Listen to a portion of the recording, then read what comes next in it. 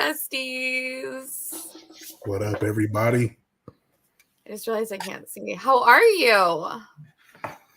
What is going on, besties? I'm doing good. For some reason, really slap happy. I think I'm just tired.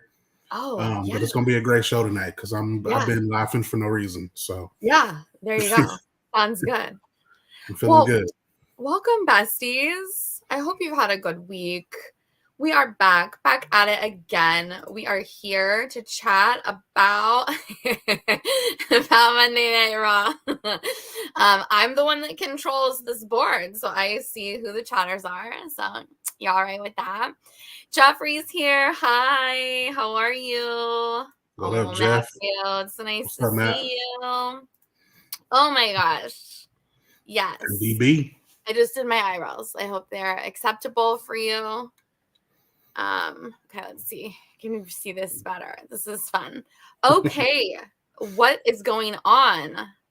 What was your favorite part of the show? Ooh, favorite part of the show. Jump in. Honestly, I really enjoyed Bo Dallas, Uncle Howdy again. I enjoyed the VHS part 2 that we got this week. But personally, I think my favorite part tonight was the whole Finn Balor and Damian Priest bickering we got tonight. I really, really enjoyed that. I've been waiting for this for a while, so I think we're finally getting some traction on it. I'm enjoying it. I'm enjoying the drama surrounding the Judgment Day. Yes, it's fun. I have to say, I was writing a story about like the tension between Damian and Finn, and then it like turned into another thing because there was a Seth segment, and then it turned into another thing because there was a backstage segment. And honestly, I think I just I don't know if I didn't save it properly or what, but then by the time I published it, like my editor took it back and was like, Amanda, there's like a chunk missing. I think I just got like too into the story. Yeah. So yeah, if anything, the Judgment Day was certainly distracting me tonight. Dom and Liv are always distracting us all. So funny. I do think it's kind of funny. Like, I don't know. They switched positions tonight.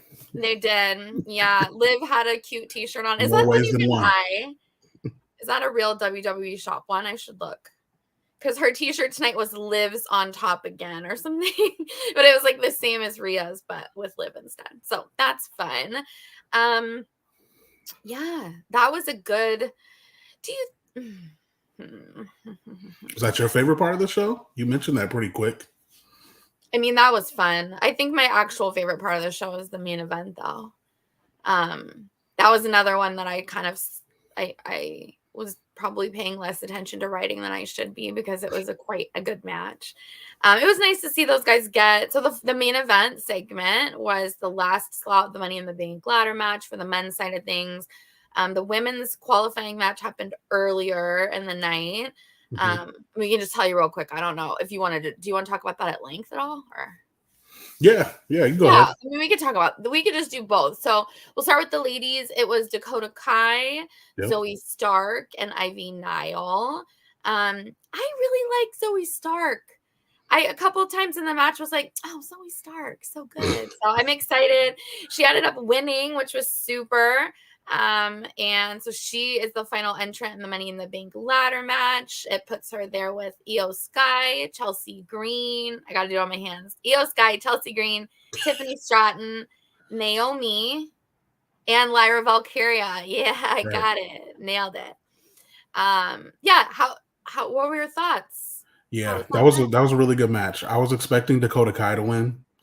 But this just furthers the story of Damage Control losing control, so to speak, and also just adding more fuel to the fire when Dakota finally has enough and spazzes on everyone, including Io Sky as well. So while I wanted Dakota Kai to win, I think a lot of people did, honestly.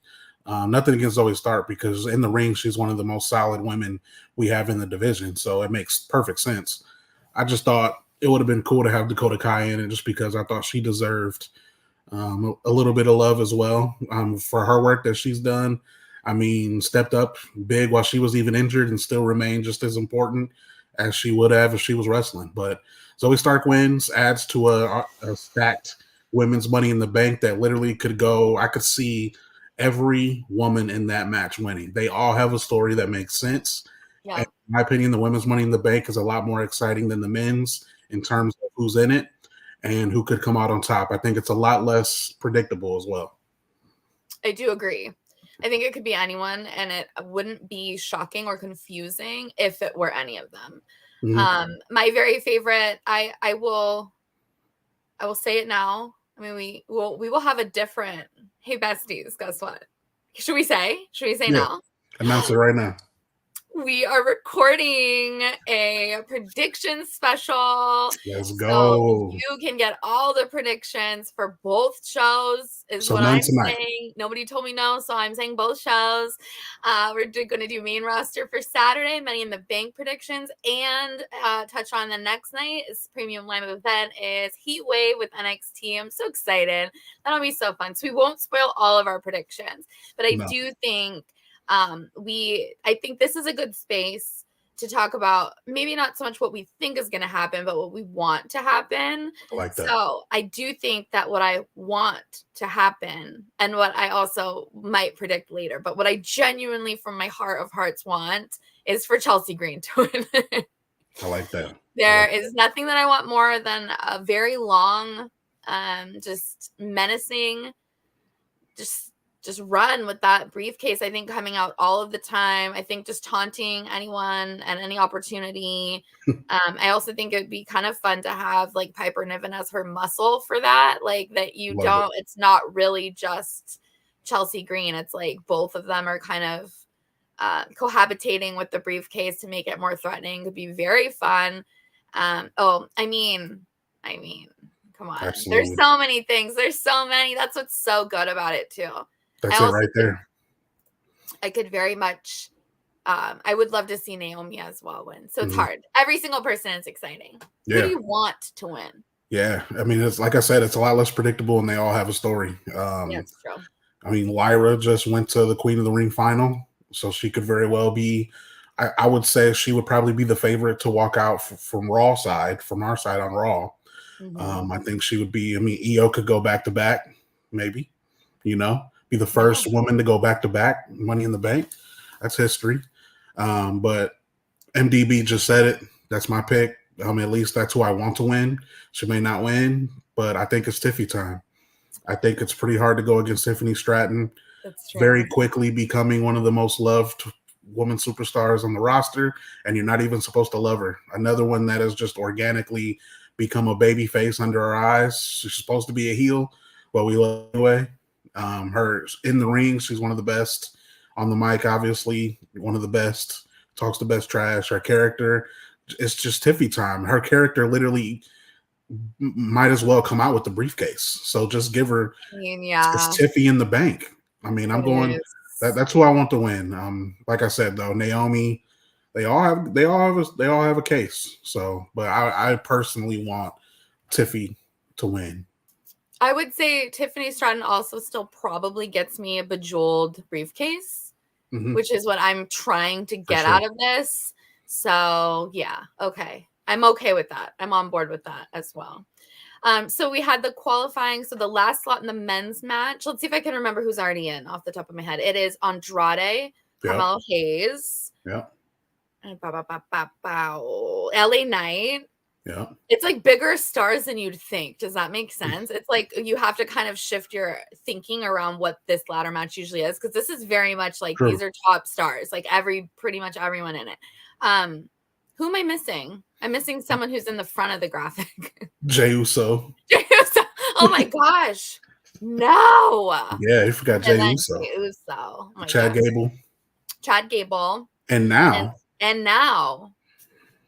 The one and only. McIntyre. Yeah, my first thoughts were, in my personal opinion, that shouldn't have been the main event tonight. Just my personal opinion. I thought Liv and Zelina deserved the main event slot. Oh. I personally think Liv is, I don't want to say the top story, because the top story is definitely Uncle Howdy and the Wyatt Six. But right now, if it's not Damian, it should be Liv.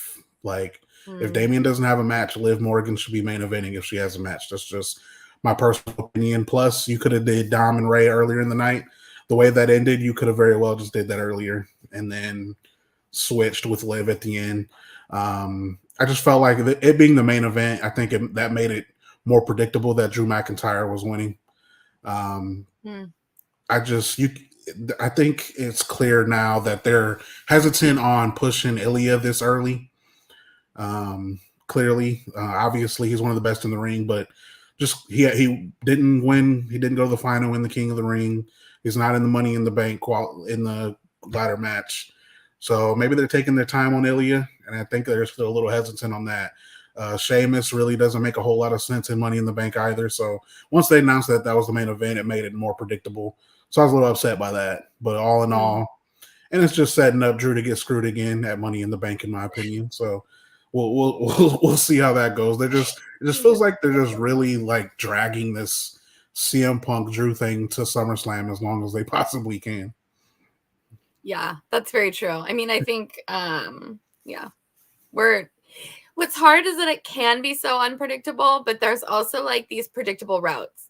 So if it does kind of shake down in a similar way to what you might think, it maybe, like we could totally know or we will not know at all, right? Like that's how I feel. It's gonna go either way. And Drew after says he's winning Money in the Bank and he's walking out of Toronto as champion. I really hope they do not give him the briefcase just for CM Punk to screw him later on that night, and then Money in the Bank is already gone. Oh, I will not be happy at all. Way too many people in this match that deserve that briefcase to be doing that crap. So I hope not. Yeah. I mean, hey, that's kind of fun. I don't know. Right? I mean, I feel like they've said her name. Is she going to be like Joe Hendry? We say her name and she appears. I mean, they've said her name twice. They've said her name twice. Maybe it's the third time's the charm. We'll see what happens. I would love. Okay, well, we're not NXT, but the fact that AJ Lee has stayed away from NXT, particularly given who's down there right now, feels insane to me. Like I do think that there's no one to say that she hasn't been in the ring with a lot of those gals. Like I don't have scoops, right? Right. Everyone always knows no scoops but the ice cream in the freezer for mommy. I don't have scoops, but I would assume that at some point, like a Cora Jade, a Roxanne Perez, or someone has crossed paths with AJ Lee. I would be so sad if that was not the case, but nevertheless, so gotcha. What else? Oh, so Drew's in for sure. Drew's in final spot. So who do you like in the men's Money in the Bank? Who do you want to win? I want Jey Uso to win. I also could very well see Chad Gable winning and it becoming like a very like every time he comes out, the Wyatt Six comes out. So it's like he can never actually cash it in. But it's not beyond the realm of comprehension that it's LA Knight, right? So it's like there are multiple choices. There's so many ways to go. I also don't think you can't sleep on Carmelo Hayes. Like I'm very excited to see him, and particularly because it's a ladder match. So I think that'll be a lot of fun. Yeah, we'll have to see. I just don't. That's one of these fun booking ones that I'm just glad that like I don't have to be in charge of it. I'm telling you. I do think that any direction there's going to be a swath of the fandom who's upset. So yeah, I mean the difference in this match is I feel like it's only between a couple people. Where women's Money in the Bank, you literally could pick any of them. This one, that's true. I think I've seen a tweet saying, "How would you react if Andrade won?" And it's like, while it would be shocking and cool, Andrade's not winning this match. Like, no momentum with this, like nothing. Like, that makes no sense. Like, I'm sorry, but he's in the match because, I mean, him being in this match pushes him way more than anything else he could be doing right now. So him just being in the match is enough, really. But he is, I mean, I know that's going to upset a lot of Andrade fans, but LA Knight is in this match, who should have won last year. I mean, everyone expected him to win last year. Jey Uso, who's the heavily favorite. He's literally the freaking poster for the pay-per-view. Like, can you be any more? I would love to see the odds on that. But I'm with MDB again on this one. I want Carmelo Hayes to win this. I could promote this because it's on bodyslam.net. I wrote an article saying why I think Carmelo Hayes should win Money in the Bank without boring everyone, because this is Monday Night Raw and not SmackDown. To summarize why, I just think young up-and-comer, it instantly makes him a big deal. He was number 1 overall, first-round draft pick for SmackDown. So, I mean, what more do you need to do to make him a big deal? It gives him more ammunition to trash talk on the microphone to disrespect some more veterans over on SmackDown. I think Carmelo Hayes would be a perfect pick. So that would be my pick as well. I'm siding with MDB. I like that. Yeah, so we had Liv and Zelina Vega tonight. Best match of the night. I think so as well. I also, just like off the top, I think that she has demonstrated last week and this week that there are, I would say, borderline unparalleled, like, mic skills from Zelina Vega. Like, I don't know very many, I just can't think of very many women that they hand a microphone to that feels so natural, especially kind of now that we're in this absence of, I think Becky Lynch is someone else that feels like when they give her a microphone, she's talking and this is Becky Lynch talking, right? But Zelina Vega very much, so spicy, so fun. I love to hear like a little accent. It seems like she really, I just think that she has unlimited potential. So I'd really love to see her in this match. I don't know why she doesn't. I don't know. Yeah, I don't know if she doesn't win. I want her to win something, you know? Yeah, this is, I mean, I personally, the reason I said it should have been the main event is because it's honestly ridiculous that this wasn't at Money in the Bank. Like, actually, yeah. Like, why do it tonight? Like, this is something that could have easily waited until Saturday. And then Zelina Vega gets a title shot. She's involved in the pay-per-view. I mean, Liv's going to retain anyway, so why not give him a match at Money in the Bank? Your champion will be there. I don't know. I was, like I said, was disappointed not only that it wasn't at Money in the Bank, I thought that's where they were going. I think we said that last week, that we thought that it looked like they were going for that match for Money in the Bank. And then they announced last week that they were facing each other. And so personally, I was just hoping for like some kind of disqualification or something so Zelina could be like, nah, we running this back Saturday. Like, there's no way we're going out like this.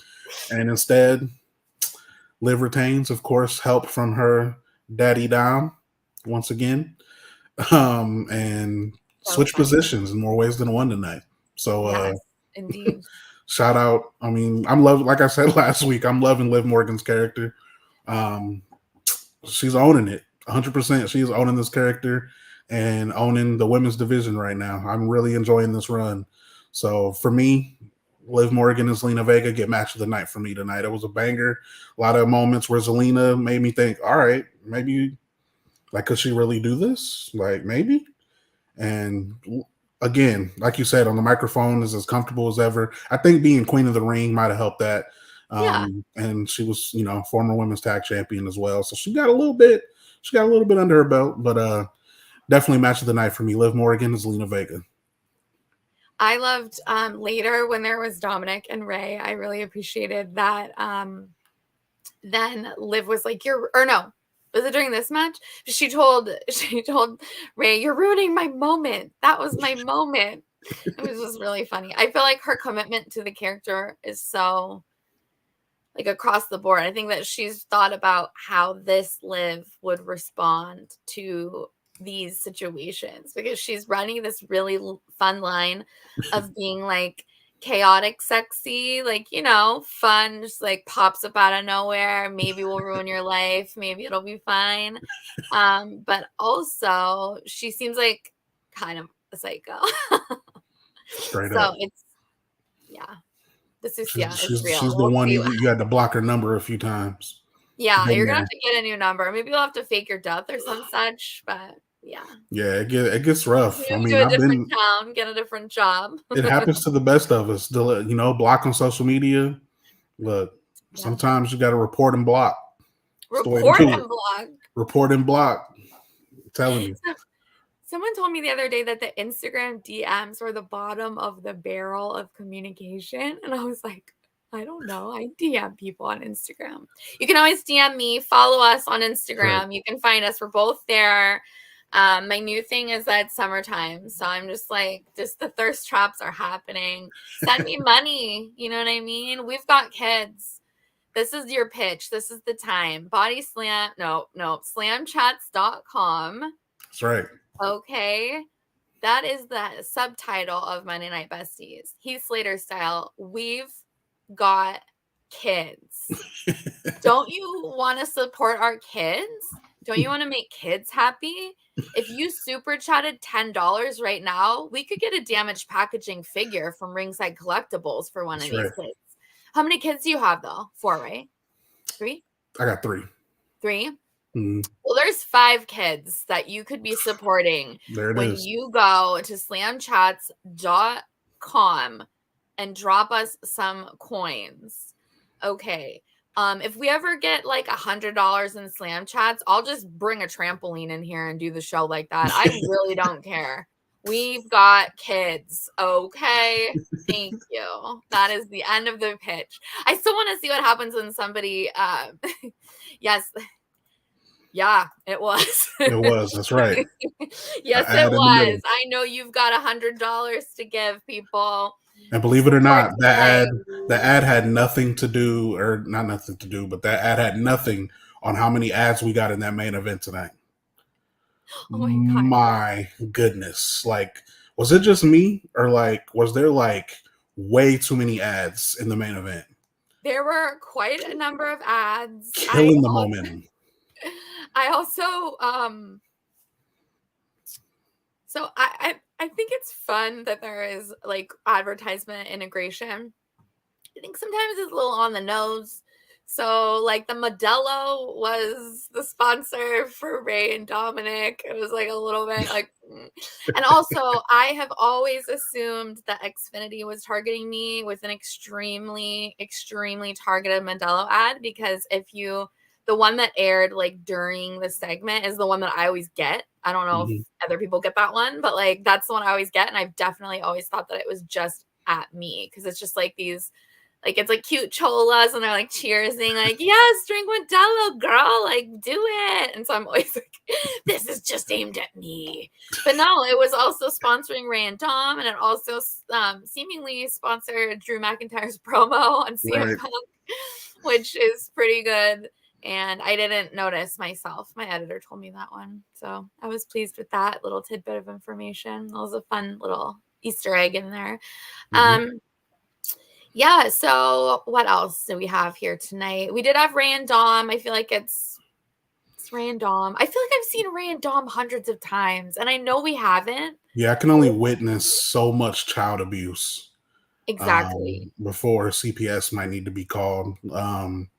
Dom's getting his ass whooped. I'm sorry, but like at some point we got to give Dom a dub. Like that is true. Let him beat Pops just once. Yeah, just once. Like what I loved from Dominic was when he kind of like ran through NXT a little bit. Mm-hmm. Like that I felt like was that helped legitimize him in the ring, I think, in a different way that we don't always see happen through those NXT runs. I think that was someone who has an exceptional character, and then that just like put meat on the bones of what he's able to do in a way that you probably couldn't on the main roster. So that was, Dominic is so fun. They chanted "shave your mustache" at him. I don't know that he will. I remember in Seattle, they chanted supercuts at him. They were all like the floor was chanting supercuts at him. And he was like, "My hair is great." And they were like, just going crazy. It was really fun. That's a year ago. So we've been hating on Dom for a while now. Yeah, and it's just still, the hatred doesn't end. Still love to boo Dom. It's very exciting. He still can't talk in promos at all. No, because he just gets booed from high heavens. You can't even tell what he's trying to say. I was kind of hoping he'd be in Money in the Bank. I know there's a lot of people you can put in, so it makes it tough. But like, and I was okay with it when Finn won the tag belts with Big Head. That made it okay that Finn wasn't in it, but like I felt like one of them should have been in the Money in the Bank ladder match. Not necessarily to win it, but like just let them be in it. Especially the way the Judgment Day is right now and how Finn and Damian are going at it, going at each other's throats. It's also making me think that Damian could lose Saturday. We'll see. We'll see if my mind changes before our prediction show. But it's getting crazy in the Judgment Day right now. Damian's losing control of the group.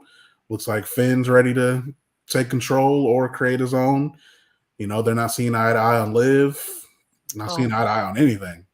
So we'll see how that goes. I know I'm going to enjoy that match though. Damian Priest and Seth Rollins this Saturday is going to be one to remember. It's going to be a banger, and I can't wait for that either. I'm enjoying, you know, their banter on the microphone as well, going back and forth. And Seth, I mean, Seth is always great on the mic. Like at this point, you don't expect less from Seth. Anytime he touches the mic, you know it's gold. So I enjoyed that part tonight too. Just them two getting ready for Saturday, and Seth telling Finn, like, what are you doing here, bro? Like, this ain't got nothing to do with you. Like, Damian's ready to be his own man, and you know, getting more into Finn's head and pissing Finn off even more. So like, I'm enjoying that storyline as well right now. I kind of think, we have predictions, so we're not going to tell you our predictions. You're going to have to wait for them to be uploaded to bodyslam.net's YouTube channel, and we will definitely be sure to share clips on socials and things. I do actually think the part that will be the most fun is like comparing what really happens to what we predicted to happen. Because what was this last one? What did I DM'd you and was like, that would be funny because we were pretty bad. Oh, Clash of the Castle. Mine was all wrong. Mine were so I didn't do very wrong. well either. I thought Drew was when I was way. And like the stuff I said was like, they would never do that. Like it was bad. It was so, I was like, they would never screw Drew in this hometown. They would never do that. And then it was just so good. So yeah, that's why I think predictions with the Besties are going to be funny. Oh yeah. It's going to be a good time. So we'll let you know when that. And we're doing both, right? Money in the Bank and Heat Wave. We're doing both. Yeah. Oh yeah. Nobody told us that. I just decided we're doing that. Yeah, I guess we should probably ask if the NXT gals want to pop on there because it is their domain. I don't want to steal anybody's show. I just also love NXT, like love. So same. It'll be fun. Yeah. So I've realized I sit with like such a slump. It's okay. We'll figure this out. We'll get cuter. You know what I mean? Send in the slam chat so we can get cuter. That's the way to do it. Then we wouldn't have to block out our background. We can show you what. Yeah. You know, we have like nice WWE memorabilia behind us. Yeah. You know. Yeah. So what'd you think of the second VHS tape? I know that started Raw tonight, so we have to go back a ways. I know it seems like forever. Oh, that's right. Yes. But Jey Uso starts Raw finally.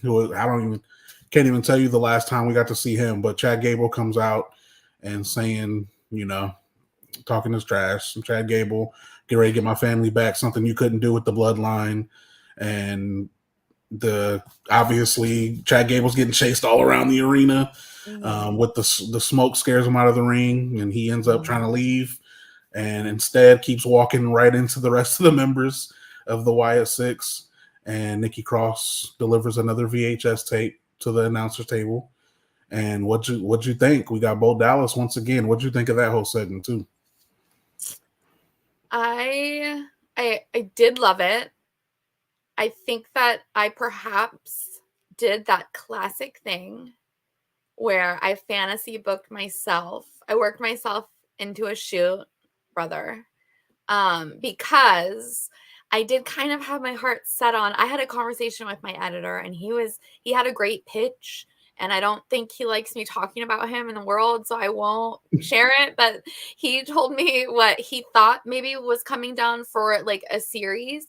And then I was like, wow, that's fucking brilliant. Like that is what they should do. And then that wasn't what we were doing. So it was kind of like, oh, you know, I'll just, there's a less than 0% chance Liam is watching this, but I adore you, Liam, if you are popping around somewhere. But it was very compelling. He had mentioned that he thought it would be cool if each, like, that we would get these series of vignettes where each character was sitting down with therapist Howdy kind of to give individual character motivations, like as in, because there is a lot of mystery. We understand why Bo's here. Theoretically, we can kind of grasp that.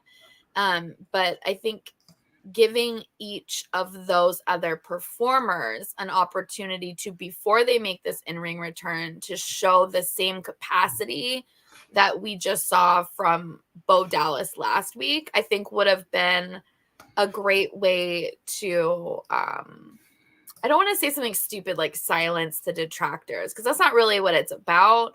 But I do think that there is this discourse around, how does this translate from vignettes to in-ring work? How does this like the translation conversation? And I think it's already facing like enough undue criticism, in my opinion, that I think this runs the risk of feeling like one of those Alexa Bliss therapy things. You remember the Road to Return or whatever for Alexa Bliss? I only remember it because the very first one I gave birth, that was the day, like 2 hours after I gave birth, I was watching Raw in my hospital room because I'm like that. I was trying to write. Oh my God. They were like, no, Amanda. I wrote the next night for NXT. Go check that. January 11th, 2020. Yeah. Pooped out a baby 24 hours later. I'm like, covering NXT. Anyway, so that one ended up being like these series of vignettes that felt very much like it was filmed as one long sequence that they chopped up into smaller pieces. And so what I hope, my only criticism, the only thing that I hope doesn't happen, is I wouldn't want to see any kind of third part once we've just had this integration moment, because I do kind of think that was what we saw tonight. It's a way to explain that duality within whatever presentation comes forward. I also had my heart set on just it being like, I feel even weird about saying Bo Dallas. I had my heart set on just like us getting Taylor Rotunda. Like I kind of wanted you know what I mean? So even like, the Howdy getup is so fantastical that I don't know how you put it in front of live people. You know what I mean? I don't want to involve myself in the translation conversation either, but I just actually somehow thought that would drop back sort of in that same Demon Finn Balor character way. Like, I thought that the Howdy piece would be dropping back and we would actually just end up seeing more Bo Dallas, whatever, the man. But I don't think that's what is going to happen. Yeah, I mean, just to add to your, so one thing I want to address is when you said that, you know, this kind of production you think is tough to put in front of a live crowd and should be, I will say I personally agree with that, especially like tonight as an example, when the whole thing with Nikki Cross started, Sister Abigail, whatever you want to refer to her as. Yeah. She's delivering the VHS tape, and then the holy shit chants start. And it's like, and they're bleeping it out. And it's like, this isn't the time for that. Yeah. Like, just let the silence. Like, it reminds me of my daughter, who, like, she is one of those people that cannot deal with silence. Like, if it's quiet, she'll just say the most random shit that makes no sense just to break the silence. Like, that's what it felt like. Like, just let the eerie, it's supposed to be eerie right now. It's supposed to be scary. And like, so while I do agree with that part, so it would avoid things like that. I do also love the idea of them all doing their own segments, especially Joe Gacy. I think would be a great guy to, like, honestly, I think he would be a great one to start with, just because it's not too far off of his character that he was in NXT. Mm-hmm. So he would be a great person to kind of pick that up from, you know, because Dexter Lumis and Eric Rowan, I know Rowan's obviously used to it, but like, it's a different role for Dexter.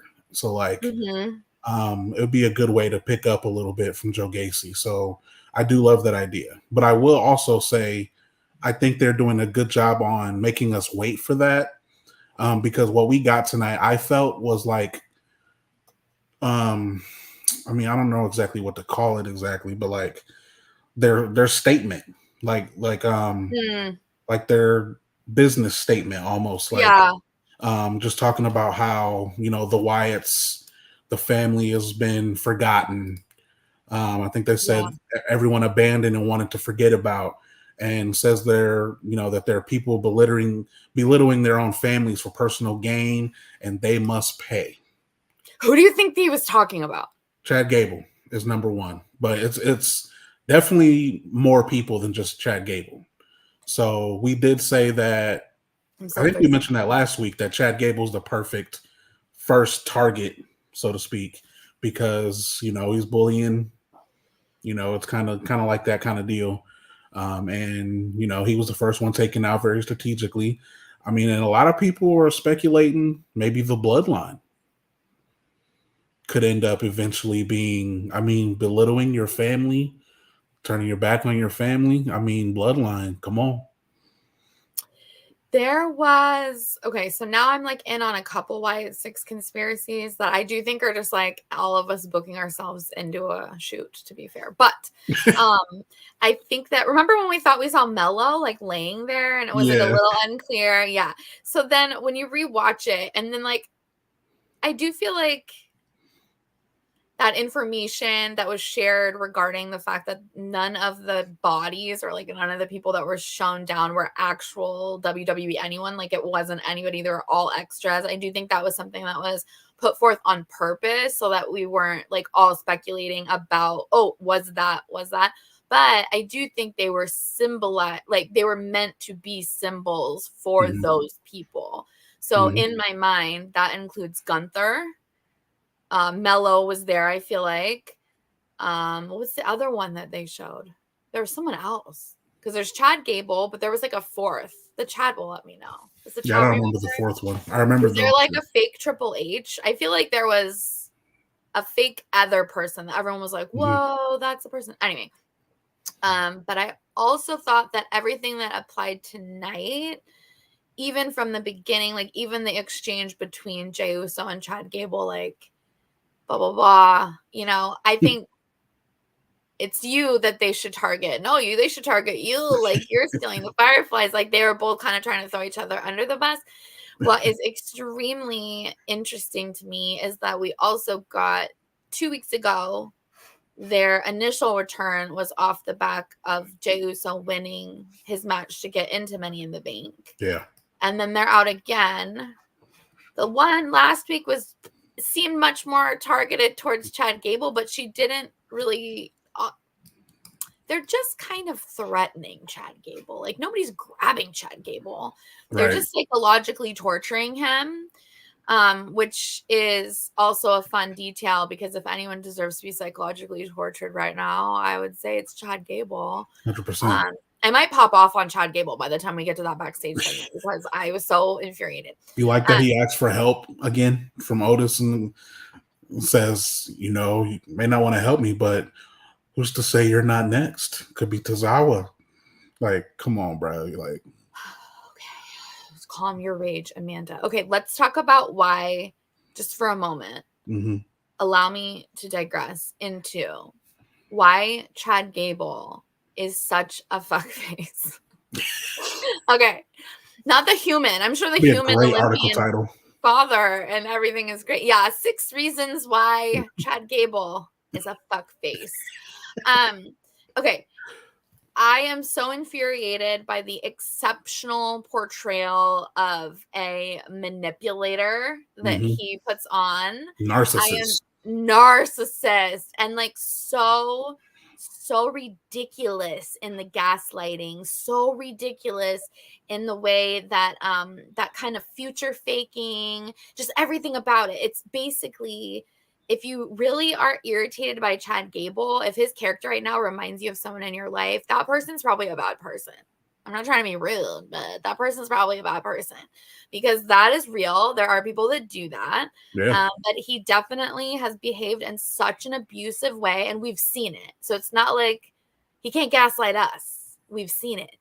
So the audience knows that he's been so nasty to Maxine, so nasty to Zawa, so nasty to Otis. And then don't Don't come for me. I'll come for you. This cannot happen. This cannot happen. We are eyebrow besties. No, he's not. He is not. He is a horrible person. So he convinces them that they are total shitbirds and aren't worth anything in life. He does the classic thing. Totally drags down their self-esteem into the gutter, makes them so weird about themselves so that he can feel like he can do whatever he wants to do. Well, then, just like what happens in real life, he actually can't do that shit on his own, can he? So now here he is crawling back to Otis, trying to get protection. And because he knows that he can't even come forth right with any kind of, there's no accountability, there's no actual genuine apology. He comes with the, well, I know I've been a little hard on you lately. No, sir, you've been egregiously abusive and you're continuing to minimize it now. And Otis did a really good job of holding a boundary, I think. But I also think they're doing a really great job of showing Otis, particularly Otis and Maxine. Like, Tozawa's just kind of there. He's just such a cutie. He's been there the whole time. Like, I don't know. Tozawa's a cutie. I really like Akira Tozawa. But the dance, I love that dance. I used to do that dance in my house and I never told anyone why. I was just doing it. It was very funny to only me. But I think they're doing a really good job of Maxine and Otis showing like different aspects of what that experience is like. So I think WWE within the last few years has done a really exceptional job of portraying like what this toxic family system looks like within the bloodline. But then they're also really very much replicating what that toxic family system looks like, but also with almost like a romantic bend, because you kind of can more easily identify Chad Gable as like a shitty boyfriend. Roman was like your horrible mother. Chad Gable's like your shitty boyfriend. So I think that's an amazing way that they're framing all of that. And I just wonder how much of these long-term linear family-based storylines don't end up interacting very directly with the Wyatt Six, because there's like a hit list of people who've been nasty to their families, who have turned on their families for their own gain. Like they said tonight, I was just like, oh wow, maybe we already have the hit list, like maybe we really already, maybe even the Judgment Day. Yeah, right. I mean, I think that there are so many possibilities. I think what's that? Gunther is his own beast, but I think that Ludwig Kaiser is also sort of like an evil person. I don't know. I feel like there's a lot of combinations. There's a lot of singles feuds you can have. There's a lot of tag feuds you can have. I would like it. I think it'd be cool if they stuck with that, like, what did he say? Reckoning. Being like a reckoning for kind of past wrongs sort of a deal. Something I realized that I forgot totally happened tonight. What did we forget? I just thought about one. And I was like, Sami Zayn, Braun, little promoting Saturday. Sami Zayn so much. He losing that belt though, I think. At least I hope. I don't know. I'll go ahead and throw that one out there. I know we got the prediction show, but spoiler alert. Alert. I don't. He's so over. Like, he's not even supposed to be. And it's like, can we get to Saturday any quicker? Like, that spear. Yeah. Like, I mean, it's something else. That dude is the future, and he's right now. And I'm ready for the match, to be honest. I think that's going to be a great match as well. This card is stacked. There's so many great matches. Yeah. And what really wasn't a whole lot in the segment tonight, other than Sammy ended up getting speared. Not really a whole lot else to put in it, other than Sammy getting speared, Braun on top going into Saturday. We'll see if he actually gets the belt. But I'm actually kind of hoping that the match is as good as I anticipate it to be, because normally expectations and reality don't align as they're supposed to. So I'm just hoping the match is as good as I'm hoping. Yeah, definitely. Oh, I'm almost nervous it'll just be like a dramatic squash. Like it's gonna just be like 30 seconds. A 30-second match, We're just Braun Breaker just like murders Sami Zayn and just then they spear real quick. Yeah, I don't know. We'll see how it goes. We'll see how predictions go. You definitely got to check back, besties. We'll be back with all of the predictions. Oh yeah. Did we miss a match? Yeah, my worst of the night. It might have been mine too. Karrion Kross, Kofi. Yes, that is what it was. Not feeling it. Not feeling the feud. Not feeling Karrion Kross right now. Like, I mean, I don't know. I'm not feeling the story. At first, it was cool because, like, remember the first week it started teasing, Karrion Kross is the guy that breaks up people and makes people go crazy, and then he just keeps alternating. Oh, I'm facing Xavier Woods this week. All right, now I'm facing Kofi. All right, we're gonna have a tag match now. Like, just end it. Like, just either turn it on each other. Like, just end it. I'm not feeling it at all. And that match tonight was just. Like, Kofi Kingston is a former champion. Yeah. And he's getting treated like he's still Jamaican Kofi. And it's like, I wasn't feeling it. That's my worst of the night. You can clip it and send it to Triple H if you want. Clip it. Here's the thing. I almost think, and I told the aforementioned Liam. I'm so sorry. I've said your name so many times tonight. Oh my God, please don't watch this. Please don't fire me. I need this money. We got kids, trampoline dollars. Send in your super chats. So there is definitely something behind New Day as like an evergreen intellectual property, right? So I get not wanting to damage that as a concept. So what I don't understand is why they don't just call a couple people up from NXT. And I want Obafemi to be the third in New Day. Let's go. And then we can kind of shuffle it through a little bit. Like maybe Woods has this iconic singles. I mean, I want a singles championship for Woods. I don't care. Like, he deserves it.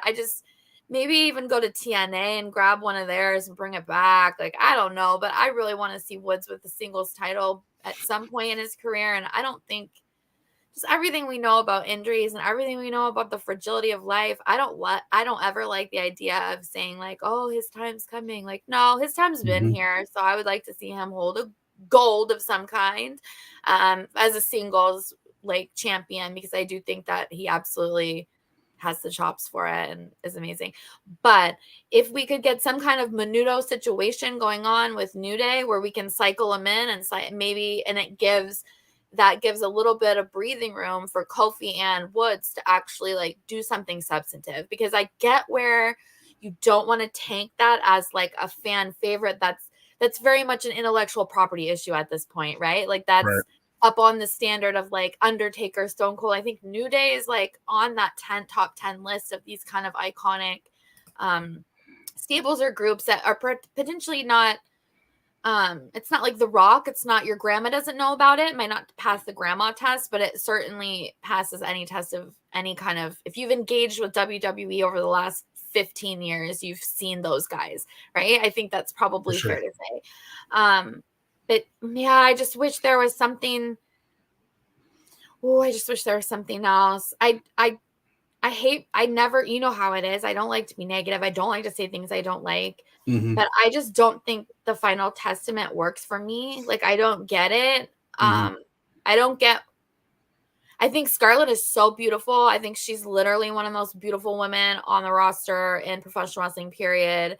I don't get what the fuck she's doing. She just stands there next to Karrion Kross. It's like weird.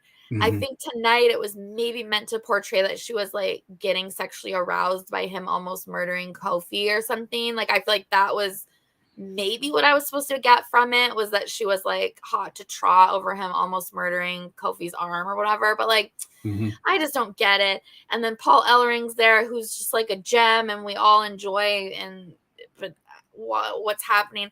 And then also I do think that, I mean, yeah, maybe it is. Did I make that up? Maybe that's projecting, y'all. That's projecting.